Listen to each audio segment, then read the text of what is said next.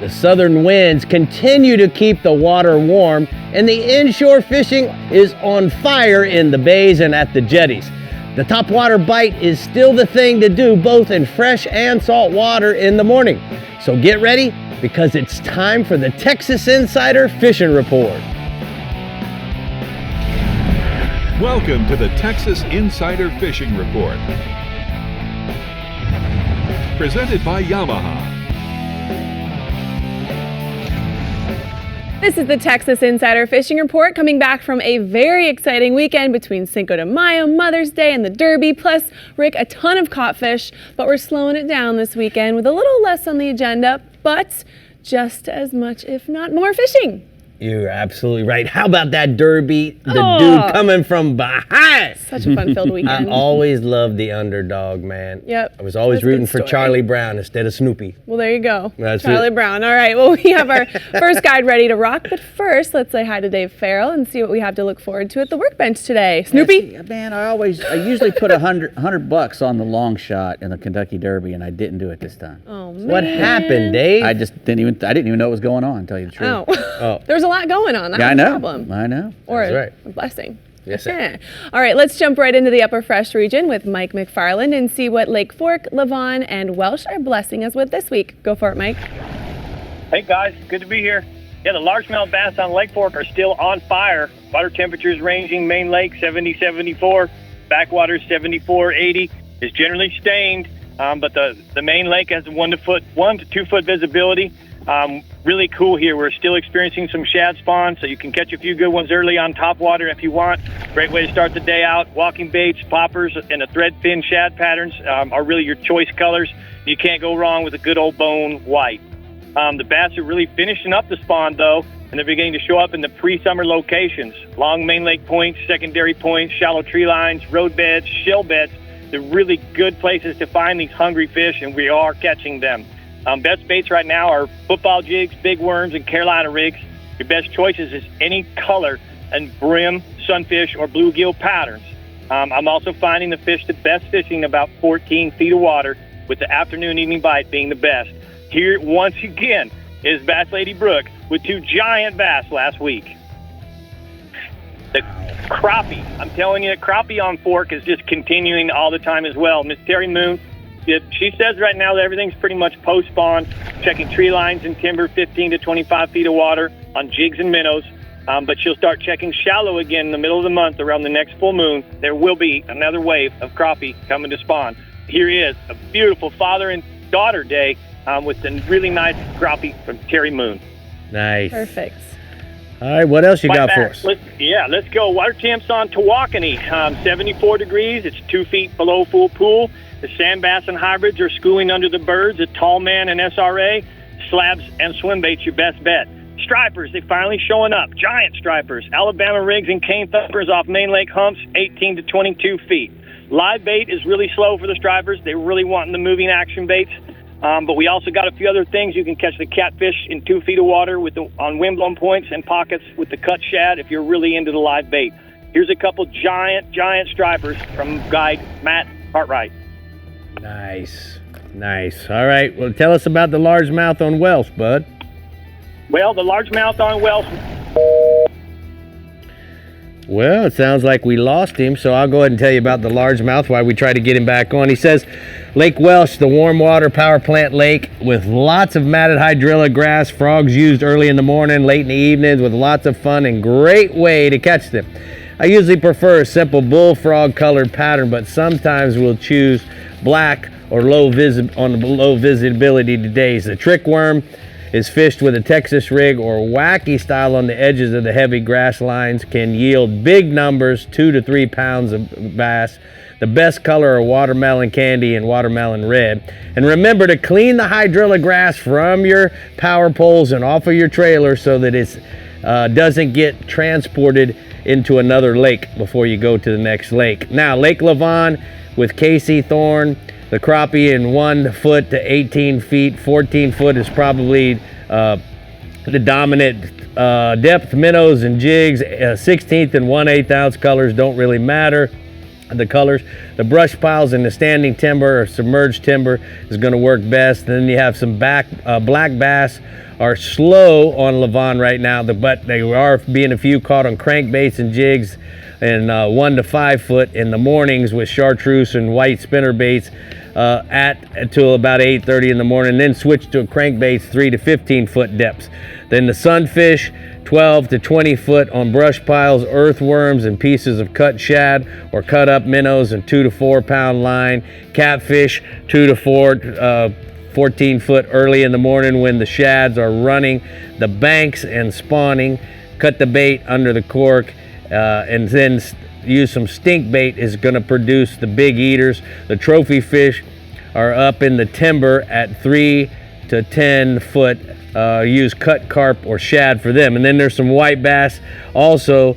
They run the banks early in the morning, 1 to 4 foot when the shads are spawning. Small rooster tails, 1/8 ounce, 3 to 6 inch swim baits are working shallow. Then move 10 to 15 foot on the main lake points to find the 1 ounce with the 1 ounce slab spoon. Make lots of noise and they will come to your boat. If you have a thumper, then it will keep them under the boat as well. So let's go ahead and take a look at the upper fresh hotspots from Mike McFarland. Lake Tawakoni, with heavy winds finally subsiding, the offshore fishing for giant stripers and hybrids and white bass has been excellent. The variety of artificial rigs, 5-inch paddle tail swim baits are the ticket for the stripers, or a 1 ounce slab spoon. The best location and the highest odds is find and follow the birds that are eating fish, Brie. Hold on, let me get you some water on that. That's live television, folks. Yeah, man, it happens. Take a breath. You drop the line, you gotta retie and keep on There you moving. go. All right, let's head down into the lower fresh region now with Matt Reed, who has quite the weekend lineup for us on Lake Travis, Buchanan, Inc., Somerville, Fayette County, and Choke Canyon. Let's get to it, Matt. All right, let's roll, Brie. Brian Cotter sent me some reports from around the Austin area. Lake Travis is fishing very well right now. The schooling bass are beginning to show up in the deep creeks and marinas where the shad pile up. Swim baits, small and medium-sized shad colors have been best. Top poppers and walking top waters are also good when those fish are busting on top. Crankbaits have been catching some good fish on the bluff walls. And he says, last but not least, the old faithful Texas rig with a 4 or 5 inch straight tail worm is catching a lot of fish around any type of standing cover that you see. Lake Buchanan is also fishing well. The largemouth are concentrated around the rock piles, drag a jig or a shaky head. Also, Texas rig is catching some. After you throw the plastics, you might want to pick up a crankbait to get a few more good bites on those rock piles. Inks Lake, the frog bite is turned on. Any type of shallow cover, you want to throw that frog bite to get some great blow-ups. That's always an exciting way to fish. Later on when the sun gets up, you want to skip a wacky worm or Texas rig up under the docks. That's the best way to catch a big one. Lake Somerville, Greg Boyd sent me a report from that area. Somerville's been fishing really well. The shad spawn's still going on a little bit around the rocky shores. Lipless crankbaits, chatterbaits, and squarebills has been your best option. Fayette County, fish have pretty much moved offshore to that 15 to 20 foot range off main lake points, ledges, and road beds. Football jigs, Carolina rigs, and heavy shaky heads rigged with flukes and soft plastic stick baits are turning out a lot of bites. Mike Bates sent me a report from Choke Canyon. The hydrilla is topped out in several areas now. Top waters early in the morning around that grass has been magic. And the poppers and popping frogs have been best. There's still a good bite on the outside edge of the hydrilla with a Texas rig. Also swim jigs picking up a few fish. More bass are starting to show up offshore. Carolina rig worms, Texas rig Cincos, and crankbaits will get you some bites. A few big schools are out there, but most of them are still scattered. They're going to be moving out and grouping up, though, soon. Got 2 bass pictures. Both of them are credited to Brian Cotter. One is him with a big old fish, and the other is some of his clients with a great big old bass. Those always make me smile when you got 2 people in there grinning at each other. You're right. All right. We got a bunch of white bass, hybrids, and stripers. I'm going to talk about these all as one because they mix in the open water chasing shad. That's kind of what they do. So you got to be ready at all times for whatever size you might hook. Like Somerville, the hybrids are good in 14 to 18 foot around the dam in Rocky Point. Use dead stick flukes or chartreuse slab spoons to catch those. Lake Buchanan, white bass and stripers are doing well. You want to throw a deep crankbait or drop a jigging spoon in the big schools that you see on your electronics out in open water, right off the channels is where you're going to find them. Inks Lake, also lots of white bass and striper out in the open water, concentrated on the bait. Deep cranks or jigging spoons again is the best way to catch those things. Your electronics are key. Watch for birds also. When they push the bait to the top, the birds will work on them just like they do in saltwater. Got a picture of Brian Cotter there with a handful of big old hybrids. Nice. All right, bud. You got anything else for us, or that you're done? Absolutely, you're done.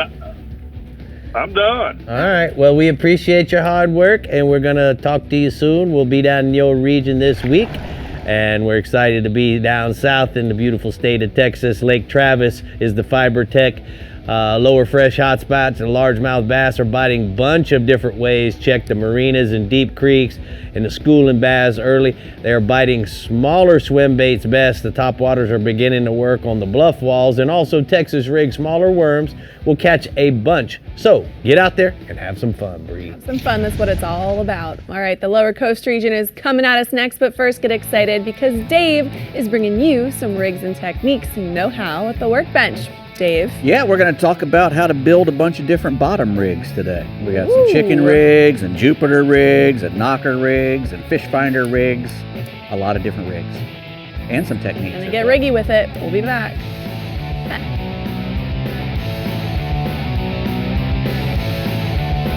The Texas Insider Fishing Report is brought to you by Yamaha. Reliability starts here.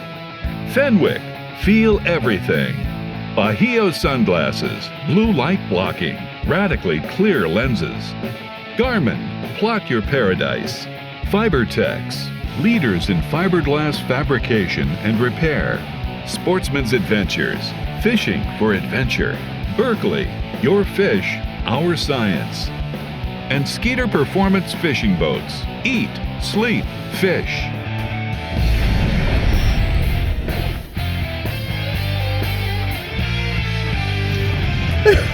You know, Dave, the workbench, I learn so much every week from you, and I can't wait to see what you got for rigs. We're talking about bottom rigs, different types of bottom rigs because, saltwater. Yep, snappers coming and, groupers out there and you're fishing in the inlets for redfish and stuff. And there's all kinds of different rigs you can use, and they all do different things. And we start talking about them up here, and we assume that everybody knows what we're talking about, and a lot of times they don't. So we're going to go back and redo some of these. We're going to start way down there on the end. That's the regular fish finder rig. And that rig pretty much consists of a piece of line. It comes down to your swivel. You can probably have about 10 or 15 feet of leader line. I made them a little shorter so we can do it on TV. And then your swivel, a round swivel as well. It's going to be a round swivel for a fish finder. Diamond. Yep. And then right down to a diamond, nice ball bearing swivel.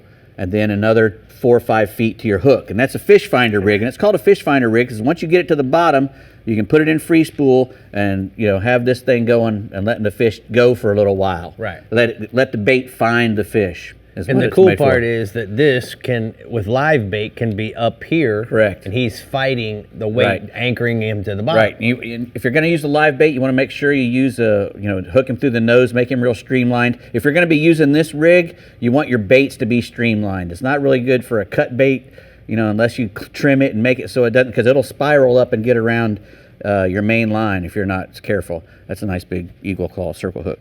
Next we have the knocker rig, and this is a rig for bigger fish, groupers and bigger snappers. And the knocker rig pretty much pins the bait to the bottom in one spot, but it also allows you, once the fish gets eaten, to let it go for a little while too. But pretty much this pins the bait to the bottom, makes the fish look like he's digging his nose into the bottom, trying to get off this big weight.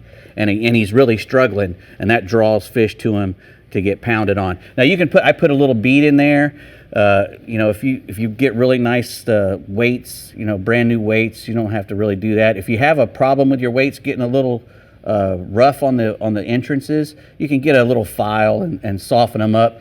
And I usually don't use the jewelry as much. What I love about this is that you can get your weight, use an excessive amount of weight, get it to the bottom. Fast. And too. then you can let the line free spool and let your bait swim, and then you can reel him back. And as you start to reel him back, he really fights back. And then it runs into a situation where he's trying to get away, and that vibration causes lots of bites. Yep. You can actually cast that rig really easily if you have to, want to do an underhand cast to get it away from the boat. And, it's a really good rig, actually. It doesn't tangle up as much because the weight is right on the hook. This is a chicken rig right here. Pretty much, this is a standard. Here, let it stretch all out. This is a standard rig when you're snapper fishing. It always has a big loop on the bottom so you can change out weight. The difference. Go to a deeper spot, you can need a heavier weight. Go to a shallower spot, whatever. You can change your weight out really easily. 2 dropper loops, tied in here. And a nice circle hook. These are great for snapper fishing. I think, you can get away with 50-pound test, if you want to, if you're snapper fishing. If you're in a place where you might have big giant snappers or whatever, you might want to go ahead and get the different ones. Use a different like an 80-pound leader or a 50-pound leader, something like that. That's the fish alarm going. I know it is. Get a bite. That's probably my little girl calling me. Turn your phone off, Dave. Next we have the Jupiter rig. For if you're fishing in an inlet or something where you got a lot of current coming through, this is a great rig. Now I've rigged it a little different. I've rigged it, instead of using 2 swivels, which you can do, I've actually used the double snaps. This allows you to change out that middle section without having to retie everything. You just snap the middle section out. Got it. And you can, but what this does is allows the bait, if you cast across current, it will roll and allow your baits to stay without fighting the current. Right, because the weight, what's going to happen is, guys, the weight is going to roll along the bottom like this, and that's why we make such a small little piece to pin it. Right. And then you use just a short little leader, so he doesn't get us in trouble, and he doesn't get us in the rocks. Right. And when you feel a rock, it gets stuck in a rock, a lot of times what you can do is you're on this end, you lift just it up, pull it up, and it hops over the rock, and then goes back to rolling in the sand inside that inlet. It's a great way to use a live bait in current, in a rocky place or in a place where we got about 20 seconds left. Is there anything else we missed? If you're going to be fishing with on the bottom, make sure that you use braided line. And then go to your leader, because you can feel every tap with braided line. 40 to 60-pound diamond braid, the 8X is great. You can't hardly break it. When it gets 65-pound test, you have to wrap it around your body to pull it off the bottom. I mean, you really can't break the stuff. Nice conventional reel, and make sure you always have a good diamond swivel at the end of your main line that starts every rig. Right. Because then no matter what kind of swivels you have on your rigs, as long as you have a good ball-bearing swivel, you're going to be okay. It won't spin up as much. That was good stuff. We didn't have enough time. Bree. Solid bottom talk, gentlemen. That was great. Learned a lot. Oh, Only boy. Coming from the All right, well, Florida, get talking about solid bottom. I know I'll be listening a little closer to the Lower Coast Region report for this weekend. That's for sure. I hope we have some good conditions for the Shallow Sport Boat Tournament. Chad, what do you think? Tell you what, it looks like it's been howling, but it is calming down. I'm seeing some nice weather for it, 12 to 15 mile per hour winds, which means the water will green up a little bit, and I'm really looking forward to the weekend here. Shallow Sport is by far the Super Bowl of tournaments when it comes to inshore fishing, especially when it's an owner's tournament. It's phenomenal. We're going to have a great time. So speaking about inshore, I'm going to start with that first here. Trout fishing, I've been talking about, but it's definitely been picking up down here. It was really good to see, especially after that freeze last year. Seen some good fish, especially with these winds starting to subside. The trout fishing even gets better due to the water clarity. The redfish also can be found from like the land cut through the Lower Coast flats here. We got like 70 miles of those flats between South Padre all the way to the land cut. And when you're getting those flats, you use some soft plastics. Saltwater has some, paddle tails in there. When you go shallow, like paddle tails, we go out deeper, we switch up to something else. And also some mirror lure top waters on those trout. So talking about the trout bite, Talking about my home port here, our Port Mansfield, I'm seeing some really good numbers. Some good, healthy trout, too. I know South Classics, sea shad on the saltwater assassin. I've been talking about for years here, but that magic grass is always my go-to, and then chicken on the chain and stuff. But we're using an 1/8-ounce jig head, of course, and working those grass beds in 3 to 5 foot of water to still target where they're at off those breaks there. When we're in 3 to 5 foot, I'm talking about you can use your Garmin on your sounder on it. If your boat's drafting a foot, add a foot to whatever's on it. If it's reading 3.2, you're in 4.2, you're right in the money there with some grass beds. So on that, also, croaker season opened up May 1st. There hasn't been a whole bunch of bait, but the bait that we are getting and the guys using it has really been effective. We get the deeper sand pockets when you're fishing those baits. You want to keep them out of the grass, but you want to be surrounded by the grass, so I'm right in the middle of the grass pocket. Or fish those drop-offs, so the guts in the east cut and land cut. Free lining these are definitely working the best right now with about a 5/0 eagle claw hook, a kale hook especially, and get about a 30-pound Mamoy fluorocarbon leader on there. Just twitch the baits really quick, kind of get them moving. You don't want to reel them backwards and drown them. You just kind of twitch it with a wrist twitch. When you feel that thump, bend that rod towards the fish, or free spool it just a bit, set the hook, and you're good to go. Remember, down here we're in a 17 to 23-inch slot size, 3 per person.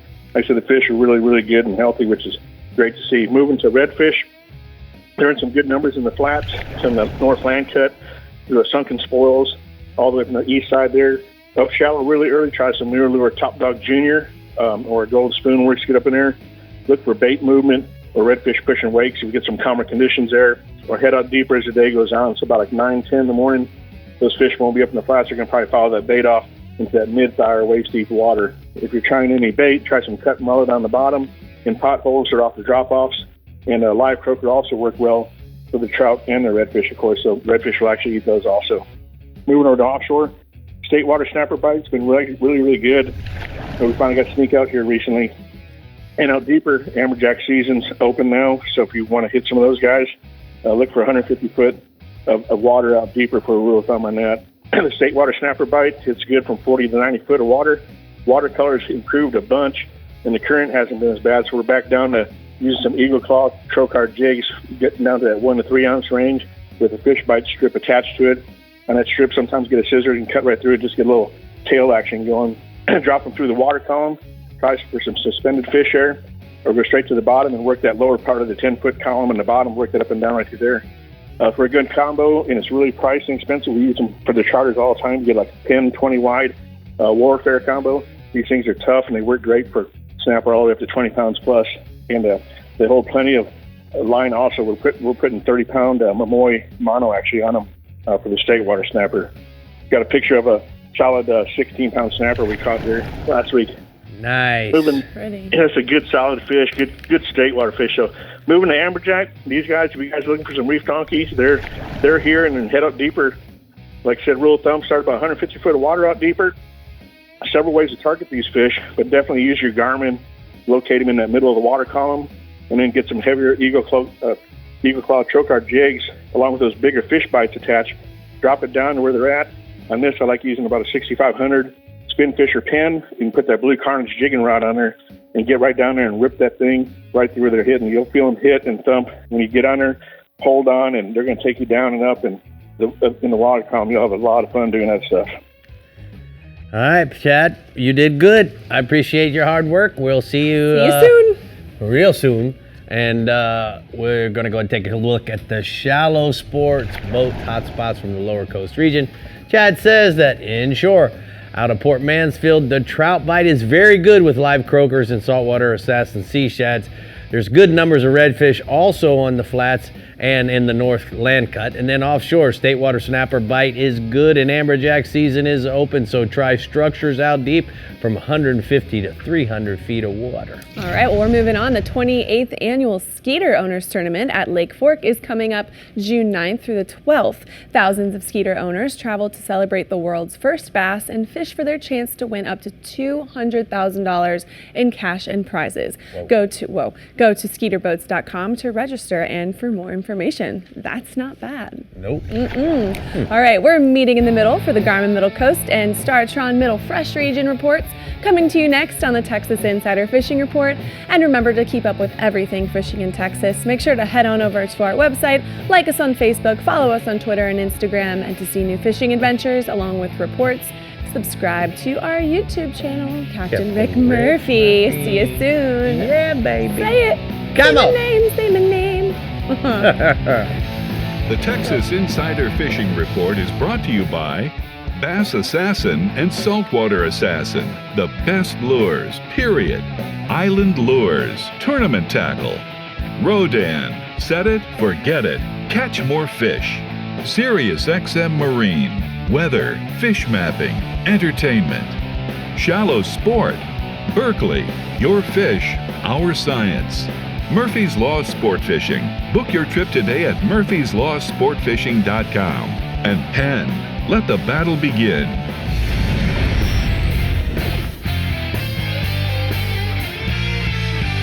My power pole shallow water anchors make it a lot easier for catching bait, and that's something I do 9-10 months out of the year for my fishing charters.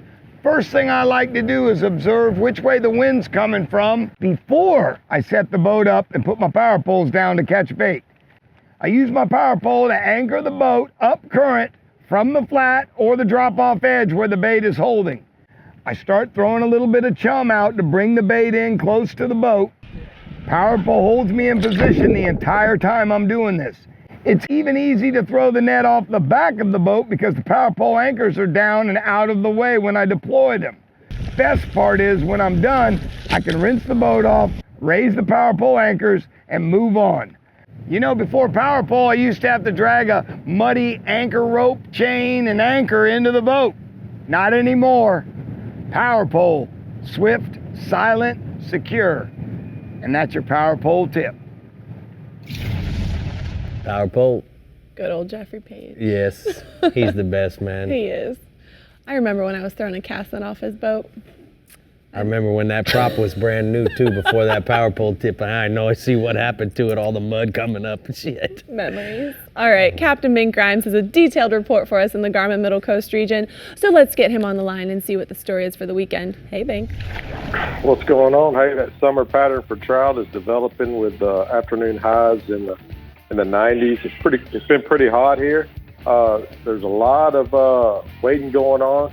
Trout, sand and grass, working flats and passes. The thing that's been great is we've had some better tides here lately, and we've been working with topwaters and small plastics. Drifters in East Bay, they've had a tough time with wind, but those that's been willing to grind, they've had a chance at the big trout of the day. Those trout are eating those live shrimp, and they're also eating soft plastics and scented baits that we're tipping with fish bites, even in that chocolate milk water. Wading mid-bay reefs in San Antonio Bay has been good for trout on Little John's and the Bass Assassins.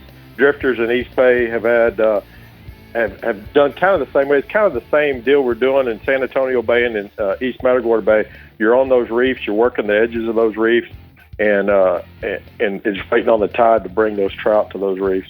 Then the waders in West Matagorda Bay, they're seeing lots of little minnows on the shoreline, and best on small top waters and soft plastics.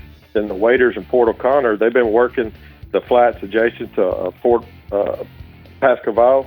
Water levels there have been low early in the morning, but if you wait long enough, that tide will come in through the pass, and those fish will be right there behind it.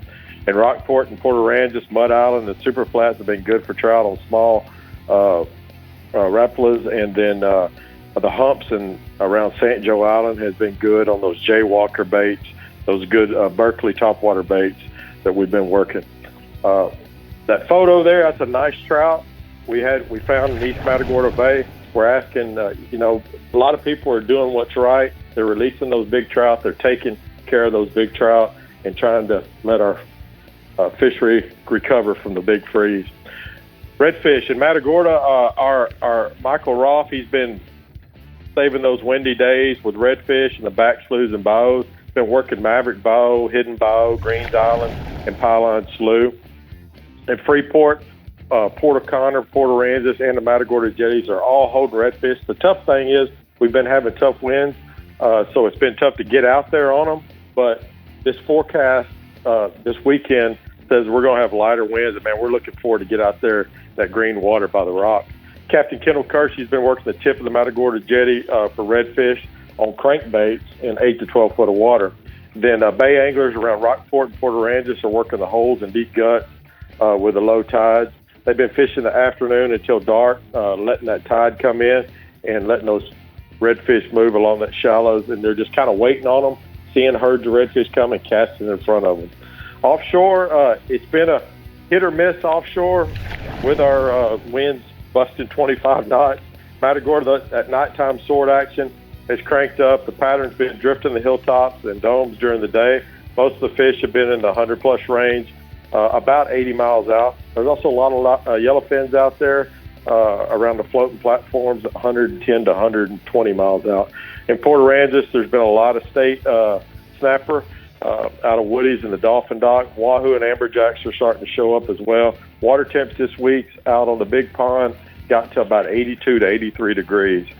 So we're looking forward. June 1st that opens the federal snapper season, and we're just looking forward to a lot better weather around here in the Garmin Middle Coast region. And I tell you what, just please keep protecting our trout and just do what's best for our resource and take care of it.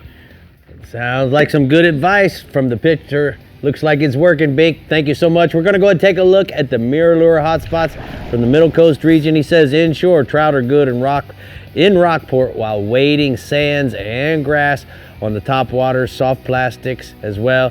Redfish are good in Rockport around islands, bright, finger mullets. And then offshore, Dorados, Wahoos are good out of Matagorda while trolling weed lines and grass lines with skirted ballyhoos, Brie. All right, Rick. Matt Loescher is keeping it real in the Startron Middle Fresh region and giving us the weekend fish cast for Toledo Bend, Sam Rayburn, and LBJ. Go for it, Matt. All right, Brie. So starting off with the largemouth bass this week here at Toledo Bend.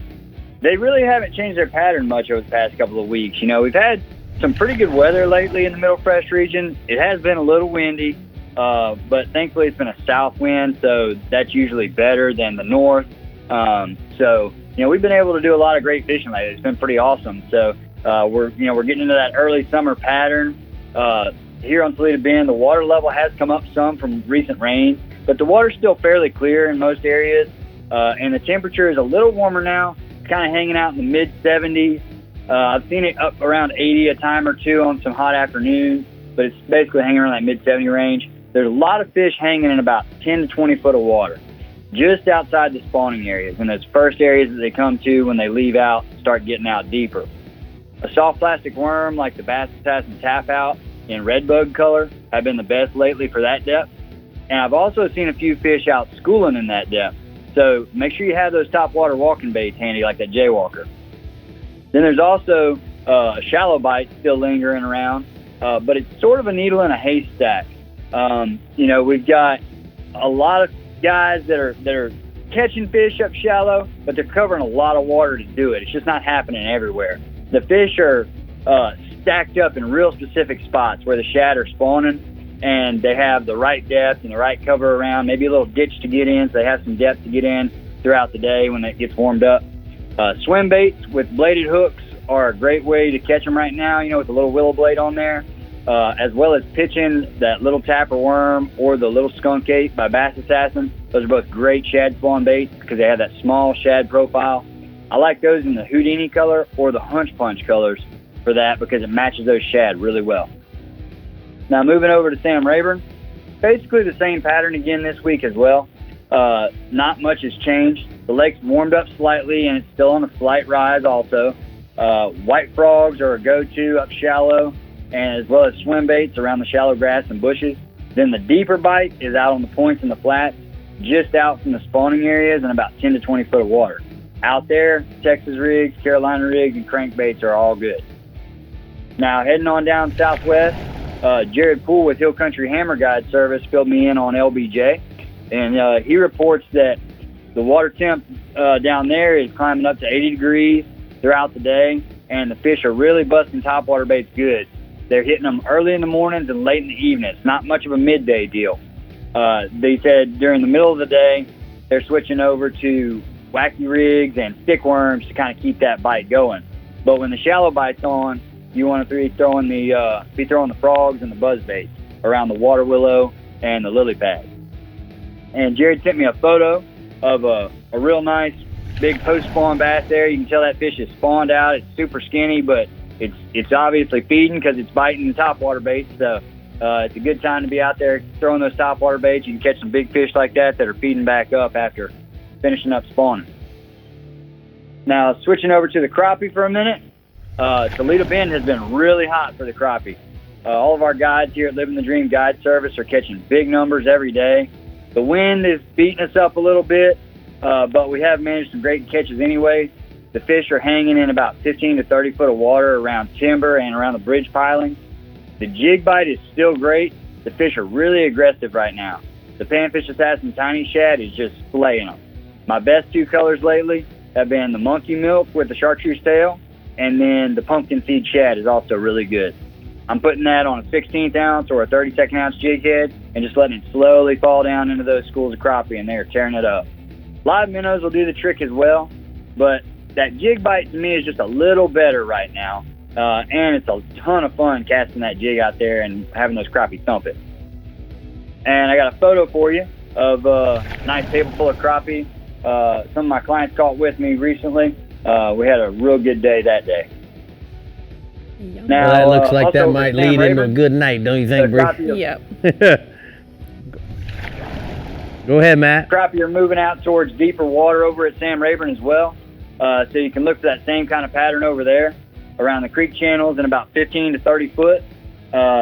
Put out some brush to attract them in those areas where there isn't much cover, or just go to those stumps that are already on the creek channel.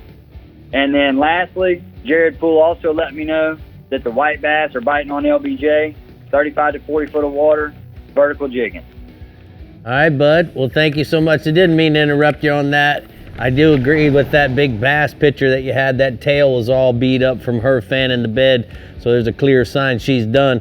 All right, bud, we're going to go ahead and take a look at the Rodan Marine System hotspots from the Middle Fresh region. He says the largemouth bass are biting both shallow and deep this week from the bank on out to 20 feet. The crappie are in 15 to 30 feet biting panfish assassin jigs.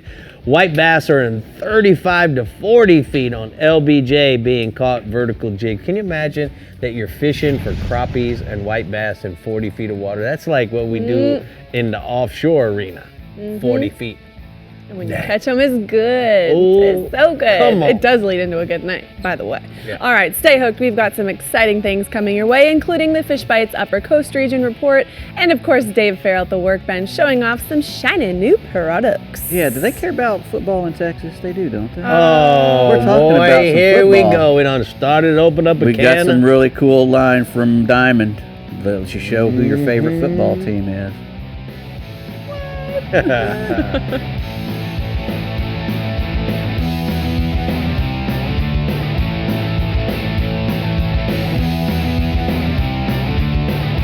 The Texas Insider Fishing Report is brought to you by Tin Cup Mountain Whiskey.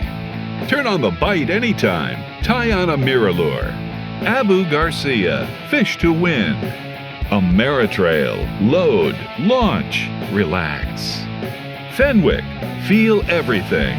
Diamond Fishing Products, our reputation is on the line. R&R Tackle, from our tackle box to yours. And Startron, start, run, and store with Startron.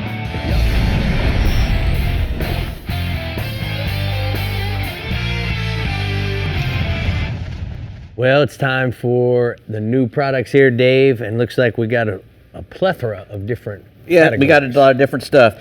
We're going to start over there with the TH Marine, the transom tie-down straps. They're 4 feet long with a 2.5-inch webbing. I don't know if you can get in there. Can we get in there? Let's see. I usually.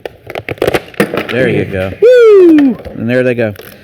High impact. Polypropylene webbing. They got 4 coated hooks, one on each end as well, quick release buckle in the middle so you can get it where you want it and then release it really easily with the buckle. It's got a safe load of 250 pounds each. and 750-pound breaking strength. So, I love these things. Yeah, they're very nice. Yeah, They're very nice. I have a single strap that goes all the way across my boat that looks kind of cheesy. I don't have the nice ones. Well, take these when you go. I might. We use these on the John boat because you go from the Ameritrail trailer right up to the handles on the back of the John boat. That's Pulls perfect. it down perfect. That's perfect. This is a solid braid multi-filament polypropylene fender line, 3/8 inch line. They're 5 feet long. They have a built-in fender loop already. They have ultraviolet inhibitors in there. You can store them wet because of what they're made out of. They won't rot on you. 190 pounds working load, you know. So you want to know why I got these, 950 Dave? pounds. Great stakeout rope for tarpon fishing. Oh, very nice. So they already come with a pre-loop, so you go around the leg on your tower Right. of your skiff. And now it's there. When you decide at the end of the day, you don't have to do anything. It's holding on to the tower leg. When you're running, it runs behind you like this. They're just the right length not to get in the motor. Yeah, that's nice. Already pre-made, perfect for your little skiff, and you can take it off at the end of the day, store it away when you go to wash the boat. thmarine.com. Correct. You made that a lot more exciting than I thought you could. That was very good. Well, you got to have the Murphy. That was very nice. That was some nice pivot there. Crazy head. That's a Hijacker 100 saltwater. It's designed to target, schooling fish on the top. That's you can cast it a long way. It's weighted in the tail so that it'll go really far with the cast. Tail weighted. Natural bait fish profile. It walks real easily, slow or fast because it's got really flat sides and a nice arch back there.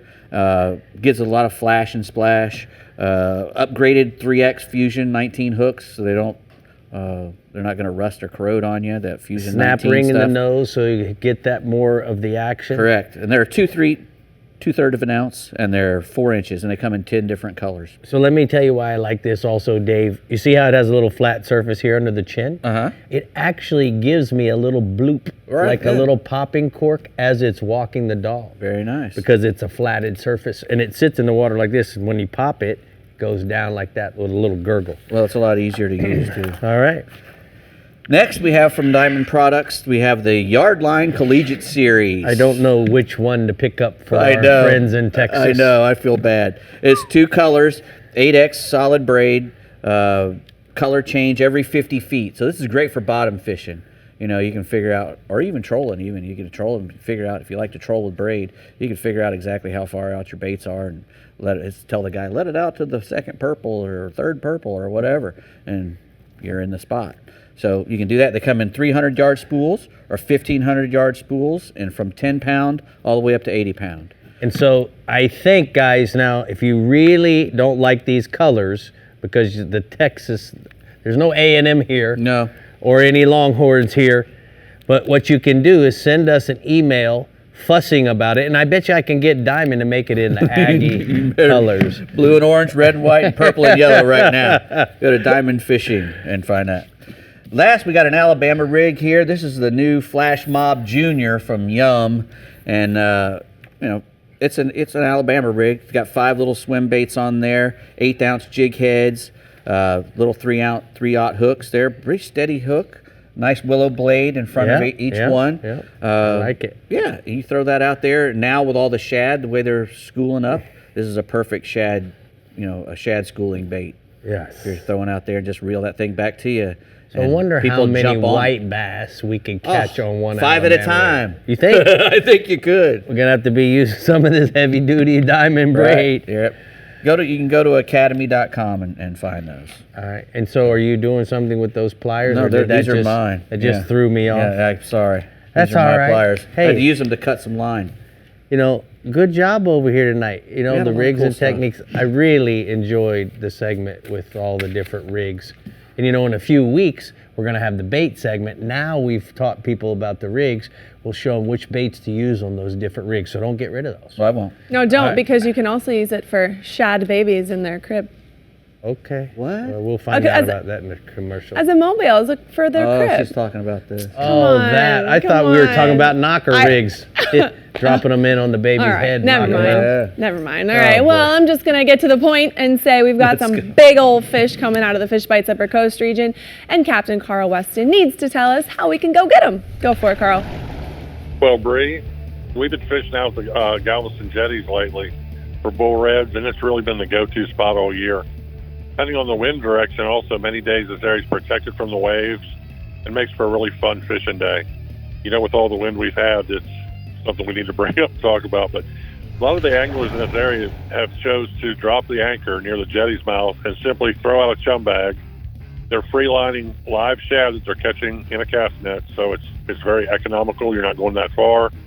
Also, live shrimp and finger mullet have worked very well as well. I'd try at least one rod at the bottom, though. If you're chumming and free-lining, keep one on the bottom. And as far as artificial goes in this area, we tried throwing one of the new Berkeley 110 Magic Swimmers in the green mackerel color along the rock, and it seemed to be just dynamite. It was a little bit better on the outgoing tide. And today we have Mr. Howard with a really nice bull red he caught at the jetties. Nice. So, moving over to the trout bite, it has been improving finally here in the Upper Coast. This past week, you know, it's been really windy like we're talking about, but it's really been nice and warm for early May. Over in West Galveston Bay, the temp is around 79 degrees, which is getting there. The trout bite on the east side of the Causeway Bridge is heating up just like the weather is. Texas City is a bit slower, you know, but if you work those rocks along the jetties in the morning, at least the fish have had some real nice size to them, so that is a plus as well. Over at East Galveston Bay, it's shown improvements well around the reefs out in the open bays. Live shrimp on a popping cork or live croaker while waiting this area has been a very good option. And the other day we were fishing with some Fight Club shrimp Texas rigged, and that was a great artificial choice as well for us. Worked very well. And so let's bump out deeper, talk about some tuna today. The deep water spars they've been holding big blackfin and really pretty yellows all year. You know, it's a long run, a ton of fuel, but the rewards for an offshore trip like this outweigh the cost. Chunking in these areas has been a Texas favorite for a long time. I try to make a few passes around the rig, guys, while watching the Garmin for signs of bait. You'll stop on the bait and set up right there. Set your lines up when you see it. As your drift starts, start chunking. Not too much. You don't want to feed them too much. You just want to bring them closer to the boat. Just get their attention. I usually start with a full bait fish. I rig it on a 5/0 trocar tied to about 20 foot of 50-pound diamond fluorocarbon. I like you try to keep it away from that. Very good eyes. And when you get on them, hold on. These are some big fish out there. Mr. Danny went out last week, and here's a big yellowfin he caught. Nice. Wow. So back in closer, guys, the kingfisher showing up like we talked about 2 weeks ago. That bite is improving very well. The oil platforms and the underwater structure in the 100 to 160 foot range has had some really solid fish on them. As always, we're slow trolling deep divers, or if you can find them, we're slow trolling hardtails. These have been the go-to baits. Now, there have been some large schools of bait fish spotted over the rock piles, and that's just signs that it's just going to get better day by day. When the wind gets less, and speaking of wind and 4 segments in a row, this weekend looks beautiful, guys. Get out there, get offshore, get into some of this fishing this year, warmer temps. Keep your eyes peeled for these kings at the beach here in the next couple of weeks as well. And we have a picture of Dustin here with a nice little kingfish in close. Hey, Carl, got a question for you. I know those are great pictures this week. Thank you. I know that you have got a Rodan 96-inch trolling motor, 36-volt, 120 pounds of thrust you're going to put on the front of your contender. Have you decided what you're going to do as far as the battery? You're going to be running that with a power pole charge, keeping the battery bank. Are you going to go with lithium, or are you going to go with 3 glass mat batteries like an Odyssey or something? I think I'm going to go with the lithium, the 36-volt. I've seen a few of that. From what I'm told, that's the best bang for your buck, Rick.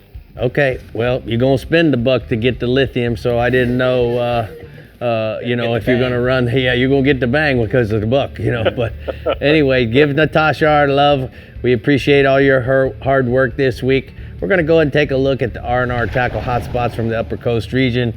He says that inshore chasing bull reds and throwing topwater hard baits, such as the Berkeley 110 Magic Swimmer and green mackerel along those jetties. And then offshore, head out for the tunas and chunk cut baits around the deep water spars while drifting your baits on a 5/0 trocar hook tied to some diamond 50-pound fluorocarbon. So that was Brie, quite a loaded question. Yes, it was. But Brie, I got a question. So how was your Mother's Day? It was pretty darn amazing, actually. What did you do? My husband surprised us with a little vacay down in the Keys. Nice. It was super fun. We just hung out by the pool with the kids, and it was just a one-dayer. A one-dayer? A one-dayer. So brought a lot of stuff with us for a one-dayer with an 8-month-old. That's what I was getting ready to ask. Do you have to load up a bunch of stuff for one day? Yes, we might as well stayed for a month. I say happy Mother's Day to my wife. She says, I ain't your mama. Oh, I ain't your mama. Oh, that's a good one. So then I go call my mama. Well, yeah, that's probably a good That's what I thing. did. Thank you guys Good. for tuning in this week. Go out there and catch some fish, and we'll see you next week right here on the Texas Insider Fishing Report.